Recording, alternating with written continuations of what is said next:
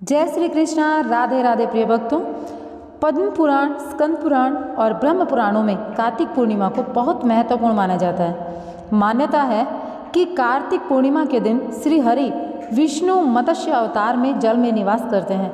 ऐसे में जो लोग इस दिन गंगा में स्नान करते हैं उन्हें अमृत के समान गुण मिलते हैं। इस दिन स्नान, सत्यव्रत कथा, विष्णु जी और माँ लक्ष्मी जी की पूजा का, दान का और बहुत ज़्यादा खास महत्व है।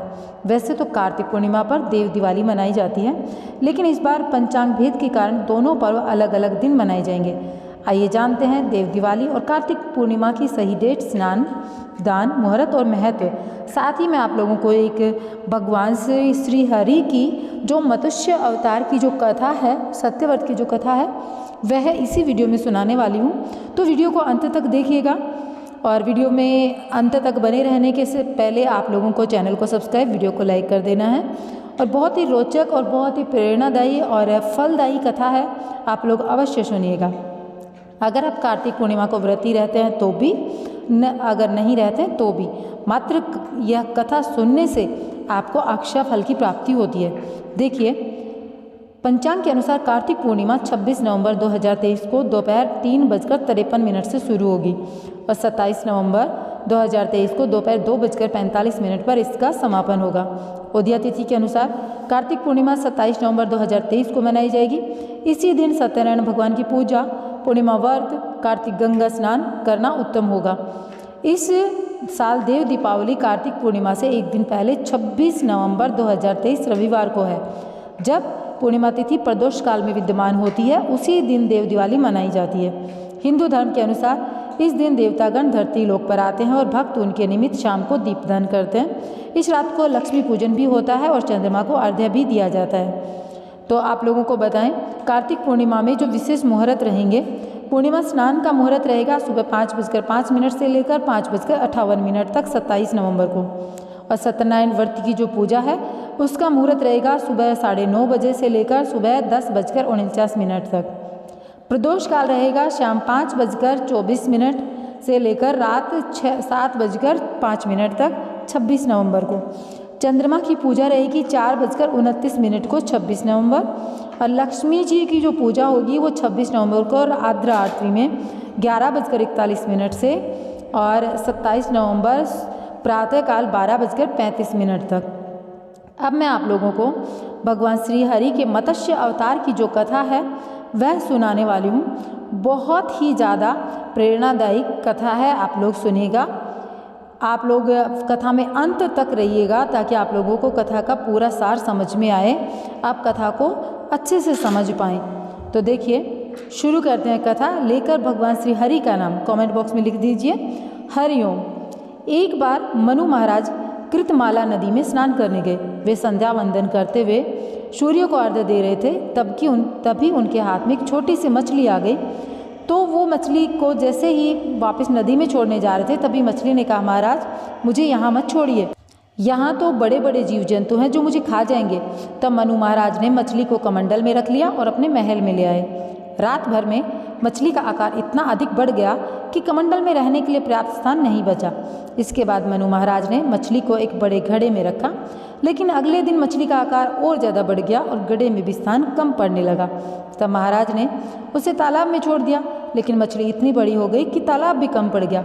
अंत में मनु महाराज ने मछली को गंगा जी में छोड़ दिया, जिससे वह समुद्र में चली गई और समुद्र में भी मछली का आकार निरंतर बढ़ता रहा। आखिरकार मनु महाराज ने कहा, प्रभु, मत्स्य रूप में हमें मोहित करने वाले आप कोई साधारण शक्ति तो नहीं हो सकते। आप तो सर्वशक्तिमान, सर्वव्यापी भगवान विष्णु ही हैं। आपने मत्स्य का यह रूप क्यों धारण किया, बताने का कष्ट करें। इस कारण भगवान विष्णु ने लिया था मत्स्य रूप। अब बताते हैं। तब मत्स्य रूपी भगवान विष्णु ने कहा, हे राजन, प्रलय का समय नज़दीक है और शीघ्र ही पूरी पृथ्वी जलमग्न होने वाली है। आप एक सुदृढ़ नौका बनाकर उसमें रस्सी बनाकर सवार हो जाएं। सब ऋषियों के साथ में बीज, भूत, औषधि आदि को लेकर मेरी प्रतीक्षा करें। उस महाप्रलय में मैं आऊँगा और आपके प्राणों की रक्षा करूँगा। तब उस प्रलय काल में मेरे सींग में आपकी नौका को बांधकर आप सुरक्षित स्थान पर ले जाना और सृष्टि की रचना करना। मनु महाराज ने कहा, भगवान, यह प्रलय कब आएगा और मैं सभी जीवों की रक्षा कैसे कर सकूँगा?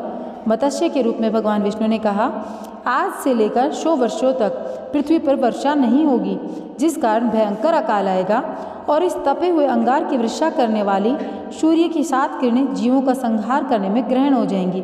पाताल लोक से ऊपर उठकर संकर्ष के मुख से निकली हुई विष अग्नि और भगवान शिव के तीसरे नेत्र से निकली अग्नि भी तीनों लोकों को भस्म करती हुई भभक उठेगी। इस तरह सारी पृथ्वी जलकर राख का ढेर बन जाएगी। तब संवर्त, भीमनाद, द्रोण, चंड, बलाहक, विद्युतपात और शोण जैसे 7 प्रलयकारक मेघ हैं। ये सभी अग्नि के द्रव से उत्पन्न हुए जल की घोर बारिश करके पृथ्वी को डुबो देंगे। उस समय तुम इस वेद रूपी नौका में सवार होकर समस्त जीवों, बीजों और औषधियों को लाद लेना। मेरे द्वारा प्रदान की गई रस्सी से इस नाव को मेरे सींग में बांध देना।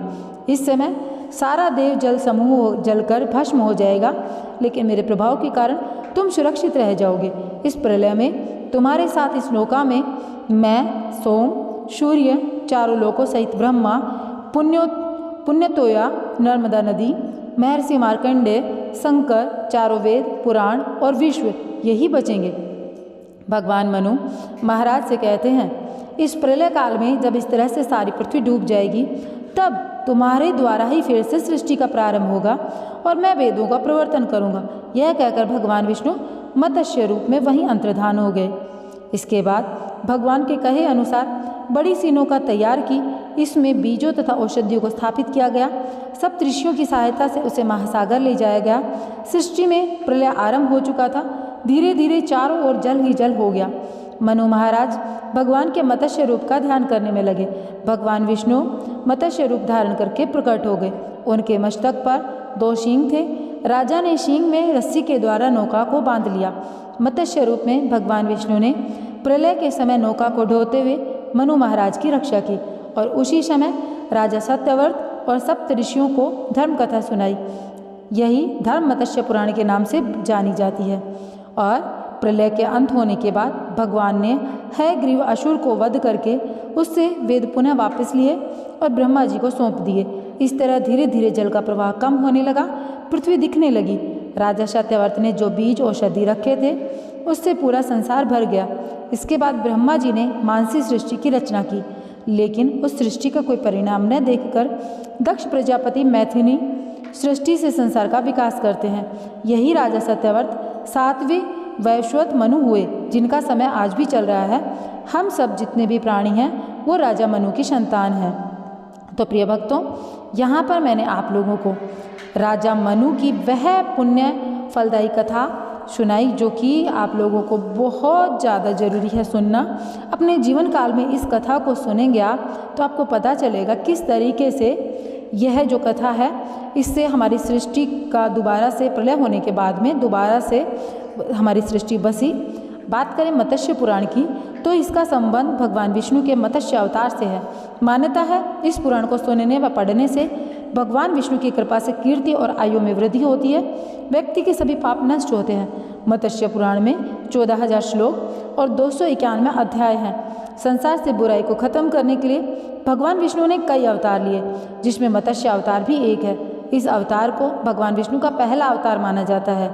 आपको बता दें, आप चाहते हैं कि भगवान विष्णु के सारे अवतारों के बीच सारे अवतारों का जो भी जानकारी है मैं आप लोगों के लिए विस्तृत रूप में लेकर आऊँ, तो आप लोगों को क्या करना है, आप लोगों को कमेंट बॉक्स में ज़रूर कहना है इस बारे में कि मैं आप लोगों के साथ में भगवान विष्णु के सभी अवतारों की जानकारी विस्तृत रूप में लेकर आऊँ। जो कथाएँ प्रचलित हैं सभी अवतारों के विधि अनुसार, मतलब कर्म अनुसार मैं आप लोगों के सामने लेकर आऊँ, ताकि आप भगवान विष्णु के, भगवान श्री हरि के सारे रूपों के बारे में जान पाओ और ये सृष्टि के प्रलय और विनाश के बारे में जान पाओ। आप और हम कैसे यहाँ तक पहुँचे इसके बारे में जान पाओ।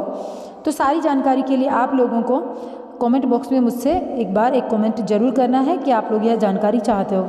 और आप लोगों को कहना चाहूँगी कि अपने इस चैनल पर अपने धर्म से जुड़ी हुई तमाम जानकारियों के साथ में मैं रोजाना उपस्थित होती हूँ, तो जिसके लिए आपको वीडियो देखने के लिए चैनल को सब्सक्राइब करना पड़ेगा।